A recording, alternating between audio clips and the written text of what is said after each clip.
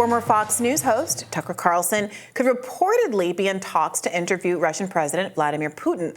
This is according to editor-in-chief of RT News, Margarita Simonian.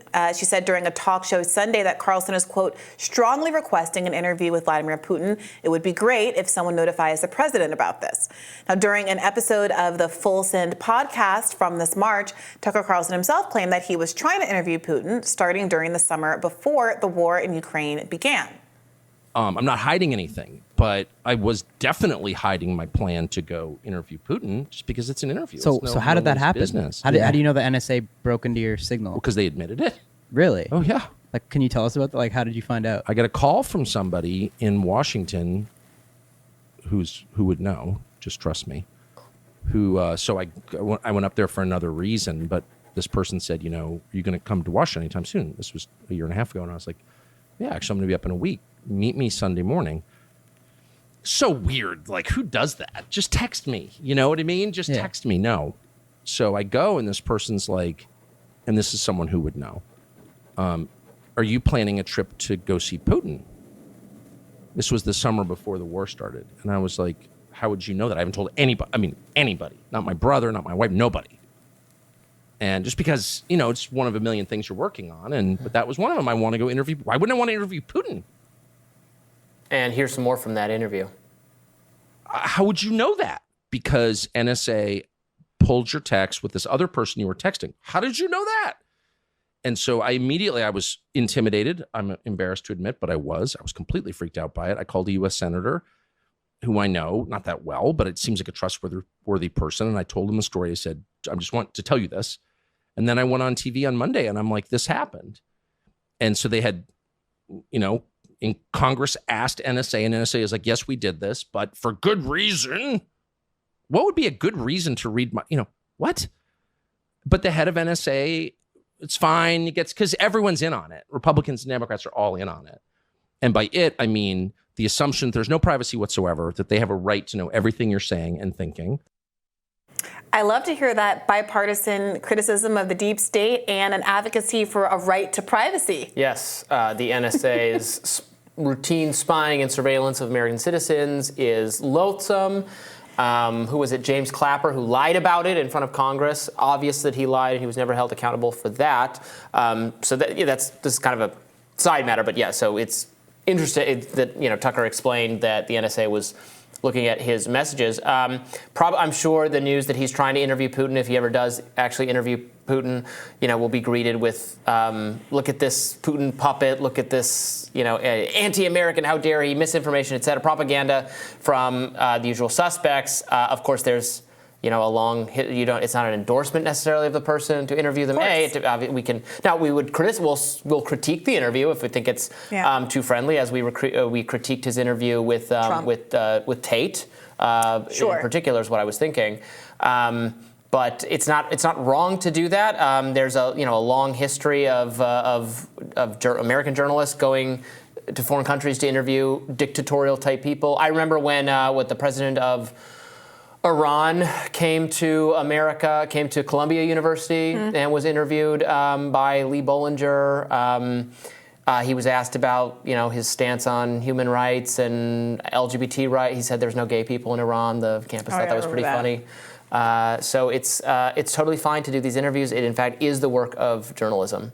And we can critique it based on how it goes, but you're not some propagandist for considering the exercise. It's literally crazy that I'm listening to why is this even a topic of conversation? Obviously, it's good to interview people. I'm sorry, the argument is what? Because Putin is so bad, you shouldn't do investigative journalism? So I'm sure the speculation here, given all the timing, is that, and we don't know, did his desire to do this interview, was it known to Fox, and did it play any role in is this an example of the kind of thing they did not want? We don't know. I think I saw some of that speculation. I'm even struggling with why would Fox object to an interview? Well, I don't know, and maybe they didn't. Putin. Right. He's the leader of an entire country. Right. A major world power.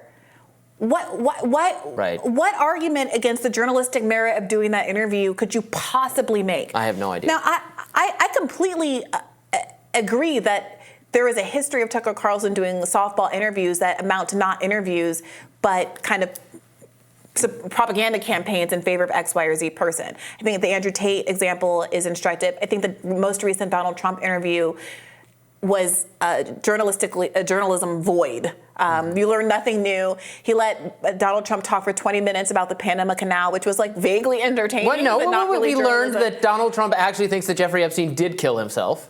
Well, even that How was can you weird. say that's not? No, even that was weird because it felt like Tucker Carlson, and this is my subjective view, obviously, but he asked Donald Trump so many times if he thought that he was going to get killed. Yeah. That it almost felt like a weird sort of baiting. Like, I remember back in 2008 when Hillary Clinton was making the argument that she didn't want to drop out of the primary prematurely because I forget which other candidate was killed. In 2008?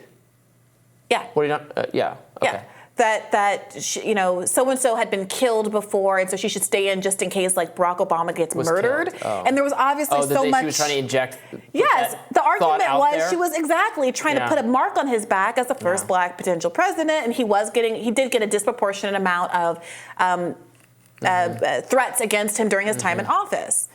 So. That was what was in my mind as Tucker Carlson kept saying again and again, but aren't you afraid they're going to kill you? Like, are they going to kill you? Are they going to kill you? Like, Epstein, I was like, slow your roll, dude. I maybe just wanted to back off. It would be good content if Trump said, yeah, they're trying to kill me, Tucker. They're animals. They're savages. But he didn't say that. Like, it seemed, and this is all subjective, and I'm just reading between the lines, but it seemed like Donald Trump was also made uncomfortable with that line of questioning and kept skirting the question, which is why Tucker Carlson kept asking him. So it was, again, entertaining, but in terms of actual journalism content, very low. So critiquing him after a Putin interview, if in fact he does not ask him incisive questions, I think it's completely fair. Saying that the idea of interviewing a head of state is somehow seditious is insane, weird, Cold War-y sort of a perspective.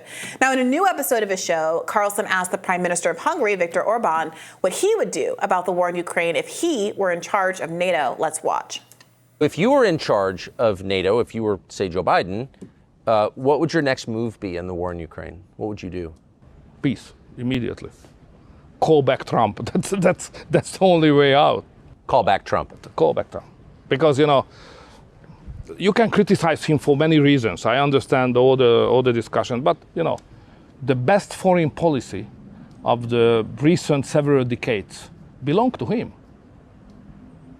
He did not initiate any new war. Yes.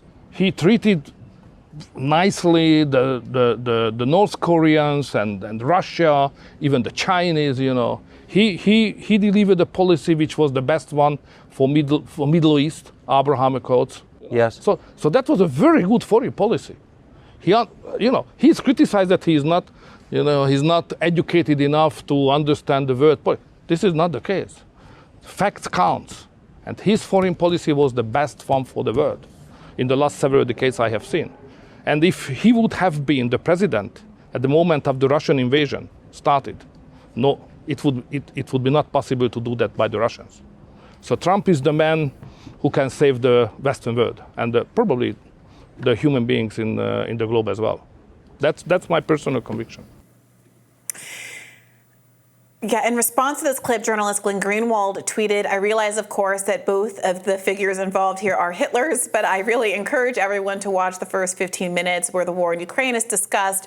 Whatever you think of Orban, Hitler, in parentheses, he understands Russia and Ukraine for obvious reasons. This comes as Ukrainian drones struck targets in at least 6 regions within Russia yesterday, including an airfield where they destroyed military transport planes. Now, according to Reuters, the Russian Foreign Ministry said these attacks would not go unpunished and that the drones could not have reached so far into Russia, quote, without Western help, according to Reuters. Very concerning. That's exactly the kind of escalation that reasonable, calm, level-headed minds have been trying to avoid. Including apparently Viktor Orban's. Yes. And in fact, there was a piece in the New Yorker yesterday called The Case for Negotiating with Russia that has a kind of regional expert who has been making this argument since before the war started, that knowing that we weren't going to allow Ukraine into NATO, why not make public what was happening behind closed doors? Why not take all of these off-ramps that have presented themselves since the beginning of the invasion? And I am heartened that there are mainstream liberal places like the New Yorker who are making these arguments. You know, whether or not you like Viktor Orban and think he's Hitler, you don't have to listen to him to get the same kind of advice. It's all over the place. The question is, why is the Biden administration so stuck on this when it's a political loser and a substantively bad idea? And stuck on defending every inch of Ukrainian territory. Yeah. That's their perspective. Again, no one is saying Russia should be allowed to take over the whole country and that it should just become part of Russia. This is a dispute over certain territories that have significant Russian-speaking people and might want some kind of independence. A territorial dispute? Right. I mean, that's true, right? Yeah, it is true. And people want, right, nobody wants Russia to just steam over Ukraine and kill everyone there. And that is so avoiding that and all these thousands of people who have died in the course of this invasion, eventually we're going to have diplomacy. We can have it now. We could have had it yesterday. We can have it sometime in the future. But we're going to have it, and there's going to be an exchange of they're going to get something they want in exchange for, again, the entire country not being destroyed, which is worth avoiding. Again, if you think it's so important to have World War III over this inches of the country, then. I mean, more than inches on a map. More, obviously, it's a significant amount of territory. But, I mean, I'm not someone who thinks people have no right to self-determination or that, like, a new nation or a new land can't change hands for nominally who's their sovereign. It doesn't make any sense. We don't view that. We don't believe that, right? We believe in self-determination. The maps of Europe have been redrawn 8,000 times in just the last 100 years. The question of self-determination is a complicated one because part of what preceded this whole conflict and preceded the Civil War was different world powers trying to exert their influence on Ukraine, with the West and IMF offering one kind of an economic deal that comes with all of the austerity and the hardship on working class and poor people in a country that the IMF tends to impose, versus a Russian package that I'm sure had its own pros and cons. There was a question, this was the whole deal with the Minsk Accords, right? There was a question of whether or not they should be allowed to vote to see which direction the country should go in. And the U.S. intervention in those elections with Victoria Nuland and all of that we've gone over so many times was to guarantee that the outcome was that there was going to be a leader that wanted to go the Western route. And so that to talk about self-determination and not realize that there have been U.S. efforts at undermining the self-determination of the people of Ukraine, including those in the Western region, and the Eastern regions that are Russian-speaking, and at least prior to this conflict, if allowed to vote, likely would have chosen to have closer relationship with Russia, is really starting the story at a point which dictates an outcome that is not really honest. If the bulk of the country wants to be closer to a Western sphere, great, wonderful. But and then some other part of the country doesn't. There's no we shouldn't. It's like Wilsonian or something to force people who have different interests into the same. The Minsk Accords was going to accommodate some of that, give a certain amount of voting seats of the Eastern Bloc, and the West didn't want that. They didn't want to have that entrenched pro-Russian influence. They wanted to have the whole thing. Yeah. Now here we are. So here we are. More Rising right after this.